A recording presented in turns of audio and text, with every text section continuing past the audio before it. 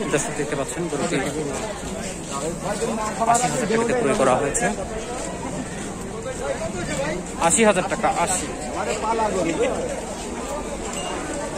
দর্শক দেখতে পাচ্ছেন গাবতলী সব থেকে দুষ্ট গরুগুলোকে নিয়ে যাওয়ার চেষ্টা করা হচ্ছে।